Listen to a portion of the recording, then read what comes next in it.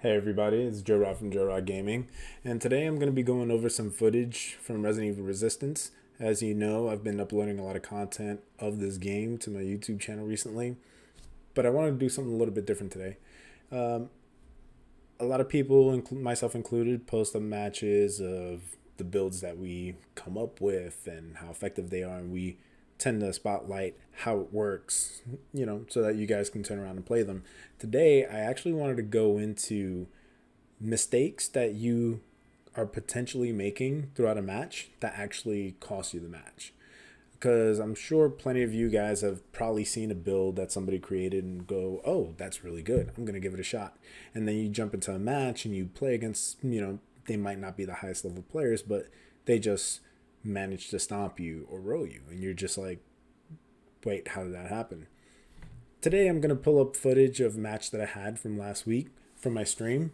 All last week I was recording nothing but gameplay involving Annette Birking and various different builds. As you can see on the screen right now that's captured, we have essentially the equipment that I'm running. So in this build I was utilizing fresh blood, the researchers, the enhanced brains, and the researcher brain, in conjunction with Annette's ability, zombie apocalypse, in which the zombies get up off the ground and they're fully invincible for a couple of seconds. So this is the build that I was running, and this is the match.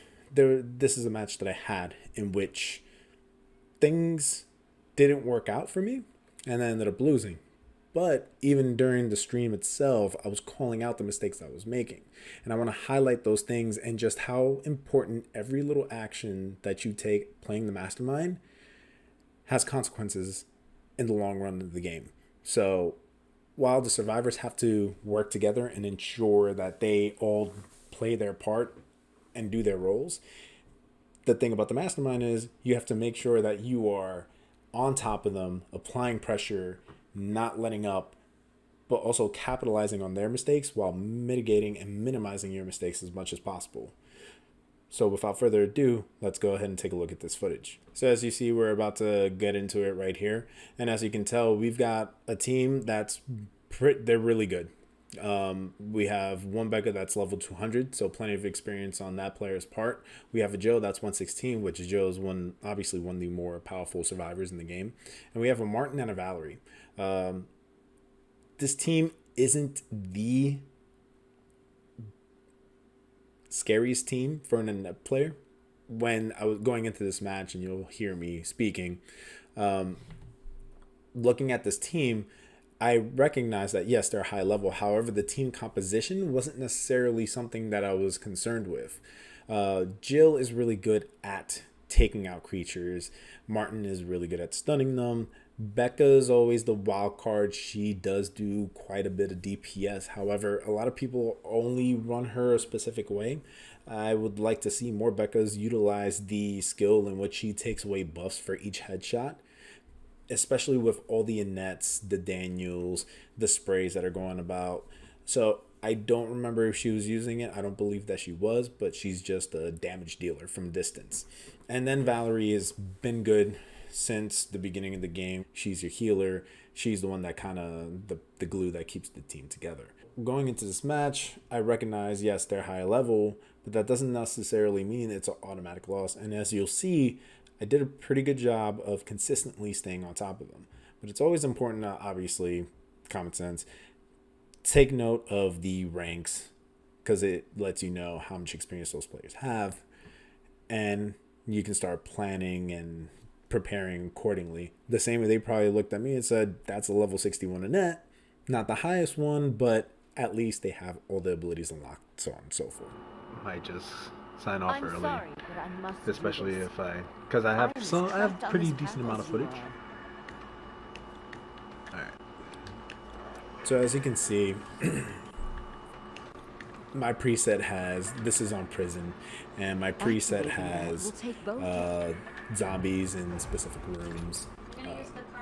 I'm not trying to, with this build of Annette, I'm not trying to overload zombies into a room, because I want to be able to spawn zombies that are completely invincible and allow the fresh blood to take effect, so that the AI controlled zombies are just more aggressive and start grabbing. So they're gonna go through that door. They're just running through. Make them think twice. Your continued efforts only place humanity in greater danger.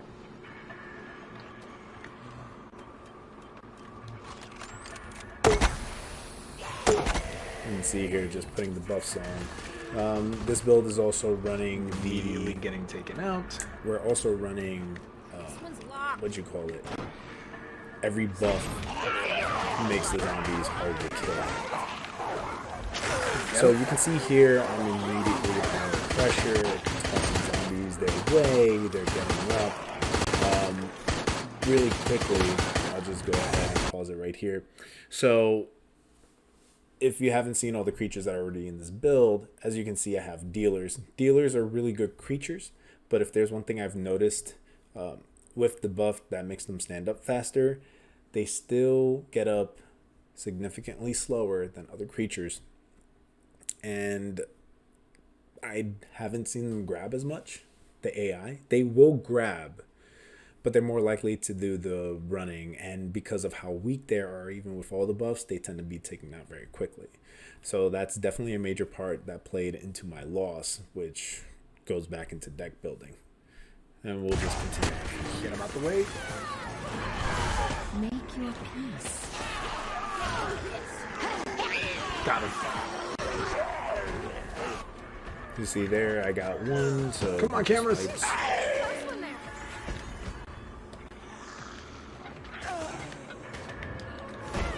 Turning off the lights and staying on top of them, making it as hard as possible. There goes the first blow again, and the grabs. So even though they're killing creatures, the creatures are doing a really good job of grabbing them, taking away stupids. One of my favorite traps, the air trap, is really good for crowd control because of how long that trap likes to stay out, which I utilize a lot. Yeah, that's it. That's pretty much a done deal. So, all right, cool. So one thing that I do like to do a lot, anytime a supply zombie shows up, I try my best to keep it alive. I mean, it's a mini game within the game of itself. If they kill it, they get a little bit of time, but they get very powerful equipment and drops. First aid sprays for spray and pray plays, powerful weapons. But if you manage to make sure that the supply zombie obviously isn't taken out by them, you can utilize special cards that you only get, such as the grenade launcher, my personal favorite, the Ivy. So I get lucky here. That was a little intense just now. Okay, cool. He's out of there. He's out of the picture now too, which is great. Let me just go ahead and do this.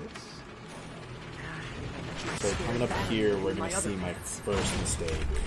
Precisely on schedule. I love doing that. So right here. Unfortunately, wasn't able to get them. That's Sufficient for this task. Yep. Using the flash. So we'll go back real quick. Do this. So I managed to get the supply zombie, and I misused the stun grenade, the flash grenade. Looking at this footage right here, what I should have done was put a creature down here. Let me see, because did I have a creature? Yes. What I should have done was use the discount, put the imposter zombie down here, and then utilize the flash grenades. However, what I should have done was utilize the flash grenade at the exit. Because as we all know, when survivors are at the exit and and we are not in overtime, if a survivor is being attacked, if a survivor is being bit, if there's any interaction between the survivor and any of your equipment or creatures, they will not leave to the next area. So if somebody's running past and you put a crawler zombie and it grabs their leg and they're on the light, it will not advance to the next area. So what I should have done was put this creature here. They would have tried to run past it because they already know they're waking up with invincibility. So they're going to try to run past it, increasing the chances of the imposter zombie grabbing one of them, because imposter zombies are also very aggressive, even more so than regular zombies. And if all else fails, he'll get a swipe in or something. I set up at the exit and try to set it up and stall them from there, because as you can see, it's only 1 minute and 34 seconds left. This is a much more aggressive play. And I feel, me personally, I need to, kind of have a better judgment on when to be aggressive and when to back off and just let them get to the next area. And spoiler warning, this exact same thing happens in area 2. A quick side note, during post-production, I realized that the audio was I was getting drowned out by the in-game audio, so I went ahead and I adjusted it a little bit, and I'm going to go ahead and adjust a little bit more. Just that way, I can essentially talk over myself, but you still hear the audio in the background. So, without further ado, let us continue.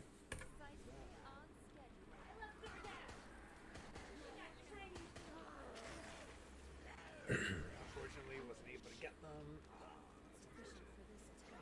Yep, using the flash. Very smart play. And as you can see, pretty much, and I acknowledge it in game, I feel like I can't. really strong play, running away from the creatures instead of engaging them to try to get time, because they really don't need it. And 4 minutes and 30 seconds is pretty much enough time to do what you got to get done. Okay, I am gonna leave Yurik in there. So, real quick, so this area, that area where camera 23 is at, anytime Yurik spawns in that area, that general area, I like to load that little area with creatures, because that entire room is kind of a shit show for survivors. Because as you see, I put the level 3 lock on it. Even though you can shoot the creatures through the window, if Yurik's in there, you still got to grab the key. And because of that little corridor that you got to go into 23, makes it a really good choke point. So when I see that Yurik spawn right there, I decided to commit to that area right away. Okay, I am gonna leave Yurik in there. I want to put this airburst trap. If you're wondering what the preset creatures are in the middle of the map, it's a tough zombie and a licker. Spawn a tough zombie right here. Give him berserk. Give these guys infection. And any other zombie I'll spawn will get berserk now too. So as you see, and if you don't know, the berserk zombie that Annette has, it's not just berserk that he shares, it's every buff. So if you're running, for example, the tough zombie build, I personally don't run him, but if you run him and you're not utilizing sprays, any buff that you give him, he'll share that as well. So if you give him energy leech, all the creatures around him will have it, infection, so on and so forth.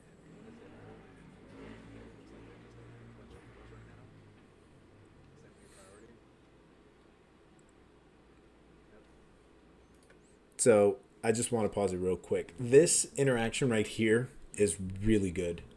I liked it in game, and looking back, I still like it now. So when higher level survivors, and when you get more familiar with the game as a survivor and mastermind, so on and so forth, you can make these seemingly risky plays. And as you can see, she goes ahead and she's trying to take out Yorick and the other creature that's inside, because you can shoot through the windows. I immediately start spawning creatures around her because the fresh blood, obviously. But she gets a few pop shots off, immediately backs off.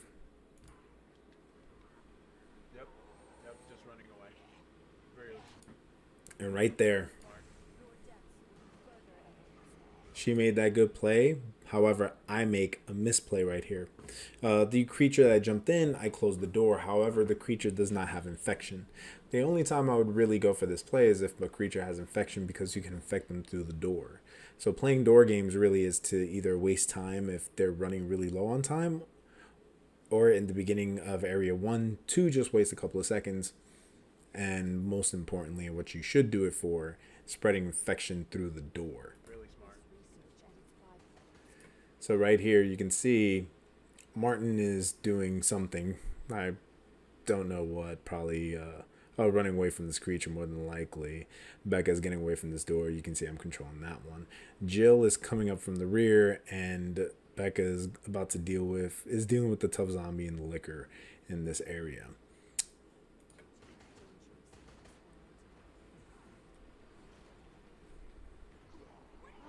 So you see right there, I kind of make a mistake. I don't go for the grab. I just jump out the zombie right away because Jill's also in the room too.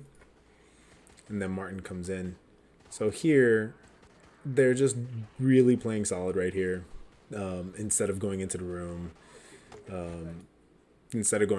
Becca's just sniping them from the window. I mean, not Becca. Valerie's just sniping them from the window. It's really good.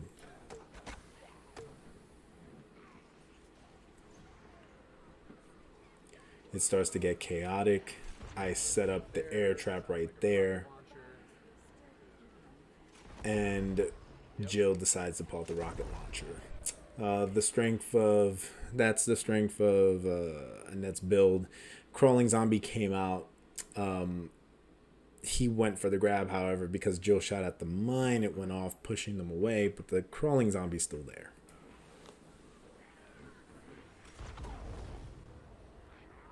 But rocket launcher does not work on zombies that are. So right there,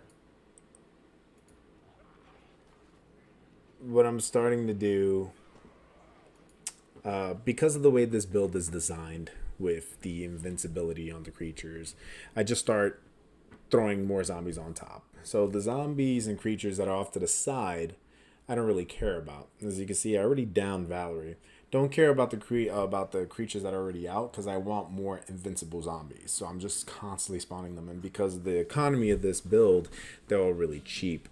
So what you'd never really want to do that with other builds unless the creature is really low.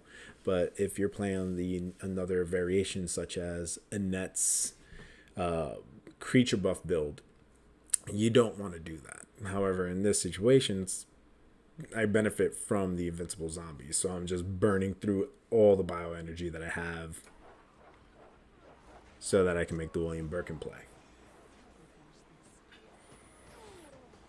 Oh no.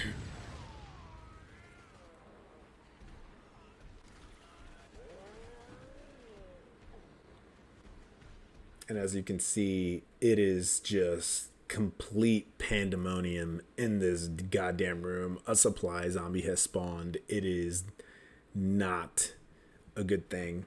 And this is another mistake that I make right here. I go after these three. Becca's right here. Becca has the key. I do a better job of this when playing Nikolai and Nemesis, but once the key is in play, whoever has the key should become your number one priority.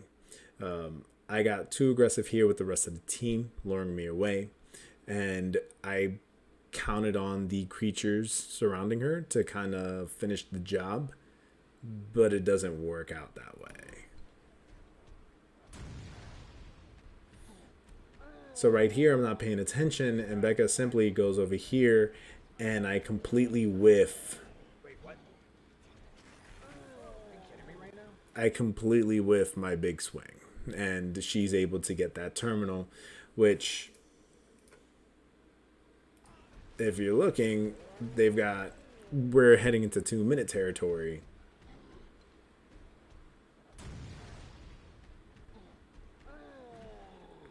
When all I needed to do, all I should have done was just turned around and either grab her or swing at her. But because of that, 30 seconds on the clock. Right now? I thought I got it. This is a funny interaction. He comes up, places the electric shock, and it doesn't work. The little zombo dogs are coming out. He thought that. Now, this whole situation is just screwed. Even though I managed to take Becca out, That was actually gonna work. the Martin's smart enough to grab the key and utilize the safe zone. And as you can see, all of my creatures are concentrated on the left side. I make a big mistake going into this room. And you can hear me saying that that's not the way to go to the other side. So to try to mitigate that, hop into this zombie, try to go through. Becca shows up, Clint Eastwood's my ass. And even though the door's open, they're making their way. Remember when I said in Area 1 I was going to make the same mistake in Area 2? Well, this is it. So the supply zombie never got killed, so I ended up getting teleportation trap. Once again, dealer zombies do not grab the same way that regular creatures do. What I should have done right here, because Martin has already burnt his. Martin went ahead and burnt his flash.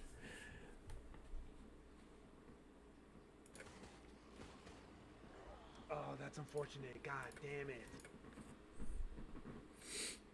What I should have done in this scenario right here. We'll forward up a little bit, and I went too far ahead. God damn it. God damn it. Yep. Okay, in this situation, what should have happened was instead of placing the dealer zombie right there, it should have been the crawler zombie. The reason being is, once again, invincible. The crawler zombie also gets up much quicker than the dealer zombie would too. And the crawler zombie, all it does is spawns on the ground and it would immediately grab. I had a better chance of doing that. And if it did grab somebody because of invincibility, it would not get the zombie would not get knocked back. Oh, that's unfortunate. I would have been able to play the play. That's See, just like, the they were better play. I I still do believe. that would have worked really well. But I was trying to get through. They're just looking at my zombies and like, they're.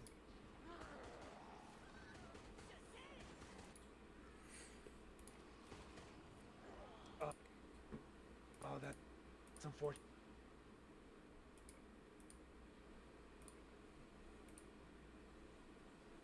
God damn it.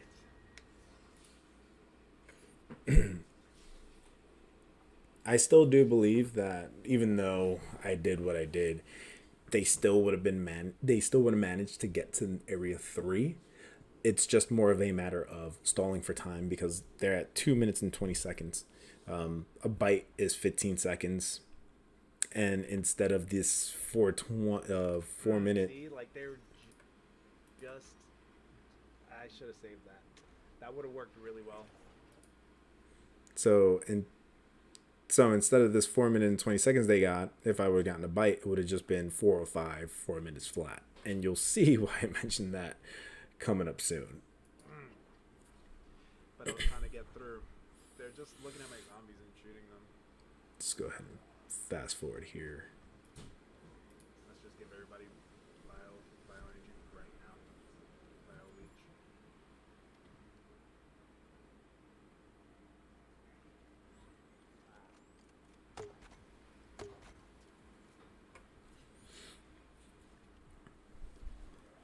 So on area 3, I do not like the placement of this biocore. It's not my favorite. There's not that many cameras. So the idea is to try to spawn, let fresh blood do its thing, grab a bunch of creatures, so on and so forth. Another mistake I definitely made was I never utilized the dealers like I should have. Dealers are super powerful in the fact that they're the creature that could take away 25 seconds if they manage to land their running grab on you. Each swipe is going to be 5 seconds, totaling 25 at the end of it all. So even if you get just 3 of the attacks in, it's still 15 seconds, and because of them knocking you on the ground, it's a little chaotic for other survivors to try to help them out.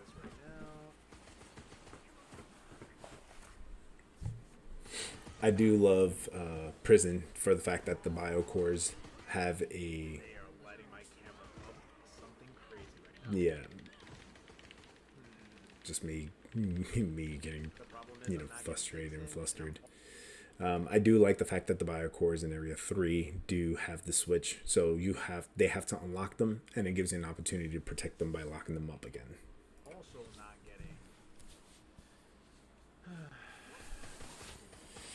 getting. Becca sets up, unloads, Not enough time. and at this point they are just rolling.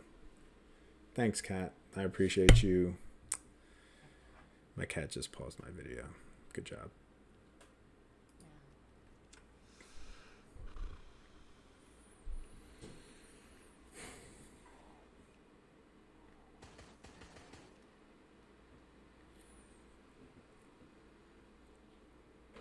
So they're making their way around. I have 2 creatures, but at this point I'm also just allowing the bioenergy to build up so that I can utilize as many creatures and try to swarm them once they reach to the objective.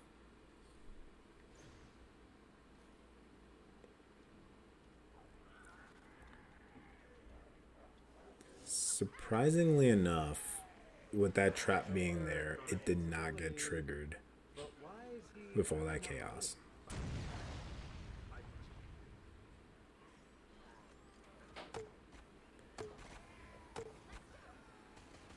At this point, this is where it gets very difficult for the survivors too.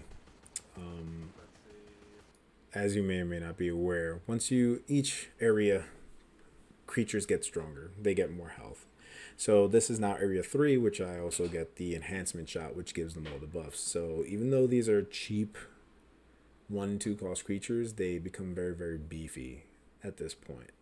So even after they have used up their invincibility, the fact that they have all the creature buffs adds to their HP, making them much more tougher to kill. So I don't immediately try to get rid of them right away. Go that way, meow meow.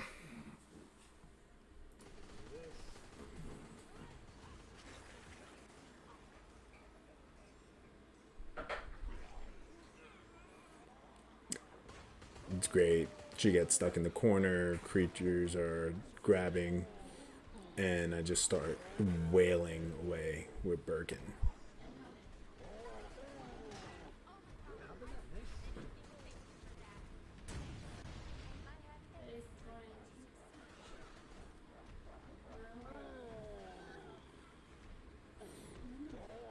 So as you can see, I'm just trying to do my thing with Birkin. They're doing a really good job of staying away from him, and this moment right here. So Jill pulls out the rocket launcher, and this is more of a critique on Jill. Jill's really good at keeping BOWs and bioweapons at bay. Mr. X, Nemesis, and Birkin.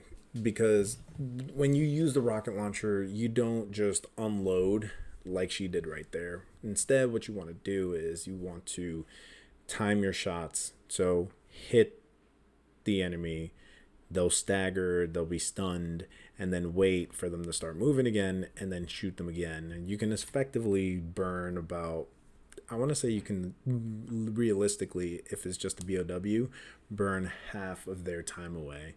And considering that she is not infected, that's definitely what she should have done. When you're infected with Jill, it becomes much more tricky because you can try to time your shots, but if you start coughing, well, that's your ass.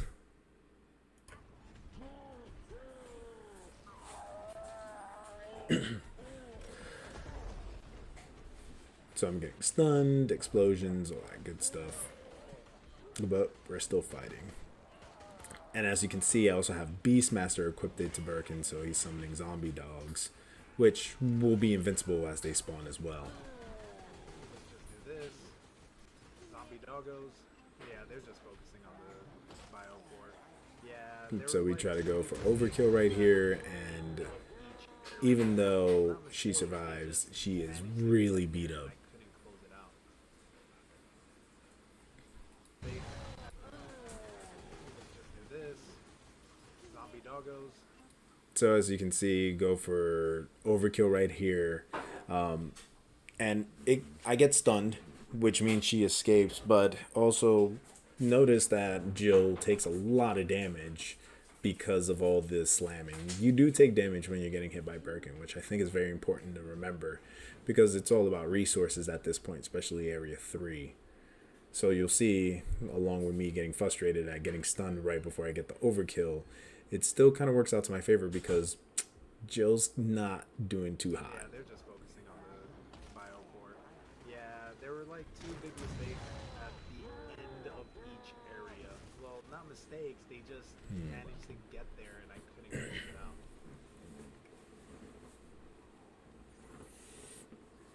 Don't need that. So right here, we're just trying to put creatures on the board because this is make or break time for me.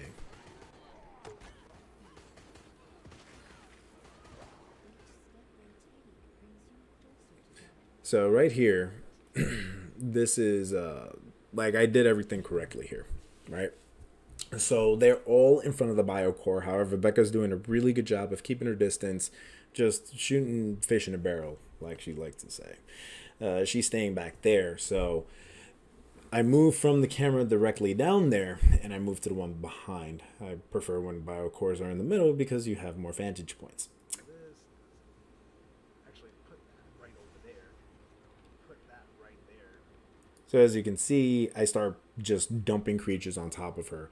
The other survivors have enough things to worry about and deal with. So this is essentially keeping her distance, but since I recognize it, it's also isolation. So I can take advantage of her being by herself, and she very intelligently gets up and starts maneuvering away from the creatures. But it also means that she's not unloading on the biocore as well. Right here. And because of the invincibility, she has to run. There's no point in staying behind and shooting. But because she's moved now, allows me to just go ahead and start dumping zombies here. They're trying to use flash grenades. Fresh blood is being used to maximum effect. This right here is a really good, as you saw, playing to my deck strengths and trying to cover up its weaknesses by separating and so on and so forth.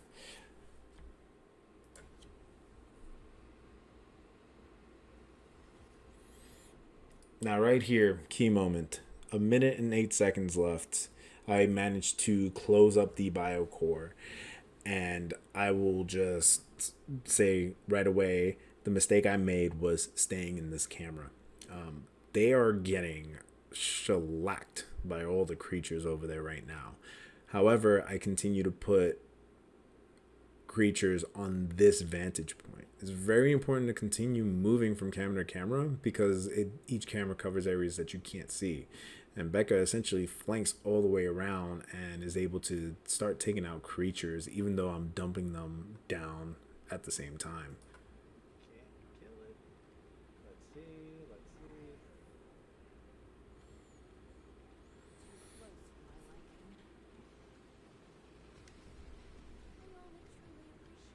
There's a really good electric play by Martin, and this is the mistake that I made. Instead of going to the camera that's directly next to the biocore, I went into this hallway camera. Now is going to be the interesting part because they are That was the key moment because had I actually just, when it hit 1 minute and 8 seconds right around here, had I actually just switched cameras and maneuvered over there, I would have seen exactly where everybody was at and been able to potentially dump down more creatures that would immediately get up and attack them.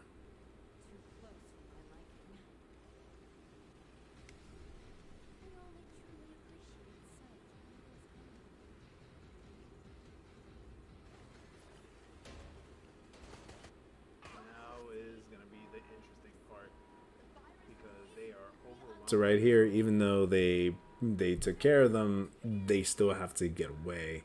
So I'm just trying to get as far ahead as them as possible because they've got a long way to go. I don't want to dump creatures here because I still want that invincibility.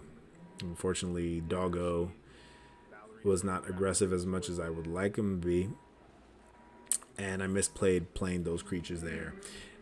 What I should have done with the double zombies was dump them right in front of here, because then Martin would have ran up and definitely gotten grabbed.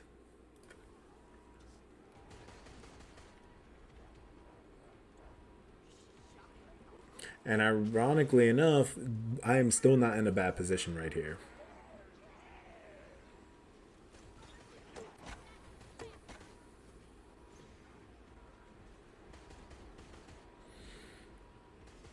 Now, a key thing right here too is that even though I have Birkin at this point, because of the amount of bioenergy you generate, I am just dumping creatures over and over again, because the more invincibility, the more likeliness of them grabbing somebody. What I should have done was continue to dump more creatures for a couple of seconds. Drop the Birkin. And this, I think, is the reason. God. This is definitely the reason why I lose right here. Because I miss my first swing. I can't see anybody. I miss her completely. Oh my And God. that stun still hits me somehow. Where is he? And I believe he uses it. Oh, another God. another one of the survivors managed to stun him. So yeah, the big thing here is definitely the Birkin play Oh my God. was fine. Don't tell me. I definitely missed my swings. Oh wow. I can't see anybody. Oh my God.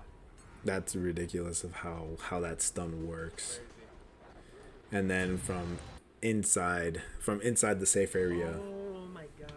I knew it. I knew it.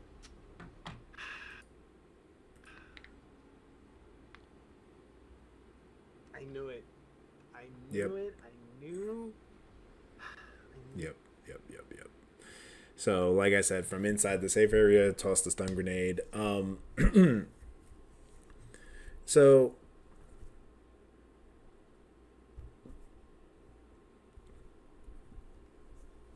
like I said, the stun from inside the safe area to allow Martin to safely get across. Overall, if we take a look back again, Oh my God. Where is he? Oh. it's about, so that's why I was mentioning those last, it was about, they had about 19 seconds right there. Those extra, I was looking for those extra 10, 15 seconds in each, at the end of each area. Had I played the last part of area 1 and area 2 correctly, I would have potentially gotten 2 bites in from creatures, which equals to about 30 seconds. And that 30 seconds would definitely have come into a, essentially would have played out much differently.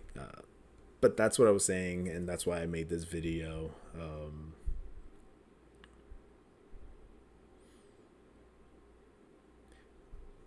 Yeah, those last, but as you can see how that ended up playing out, where it was about 20 seconds left. 1 or 2 bites changes the whole dynamic of the match and the entire flow of it all. So they were able to escape with an extra 20 seconds, and it plays much differently if you don't have that and you're running into overtime. So areas 1 and 2, definitely a big reason. Had the actual teleportation mine been placed, and had I played it differently with a creature attacking and that invincibility playing into it, and somebody running to try to take the zombie out, that teleportation mine goes off and they end up back at spawn, wasting more time. So it's those little decisions that you make throughout the match that really do help the entire, like, your entire gameplay. Overall, it was still a good match. The team was really well, and all things considered, I played really well too. Just those key mistakes and those key decisions and key misses all add up over time, as you can tell. So I hope you guys enjoyed the video. I hope this has been helpful and informative. I have no problem. I plan on doing more of these in the future with each mastermind. I want to cover losses and not just wins. And if any of you guys have any matches that you want me to, like, just overlook and analyze and just give you my opinion on what could have been done better or what you could adjust and such like that. Feel free to hit me up in my comment section and let me know. I had a lot of fun creating this one, and just looking back at it, I really do enjoy this game. Resident Evil Resistance is a lot of fun, and I definitely plan on continuing making more content. If you would like to see more, like, comment, subscribe, hit the notification icon so that you can follow up and such. And I will definitely look forward to all you guys' opinions and comments and stuff. And that's pretty much it. So yeah, thanks for swinging by. Until next time, peace.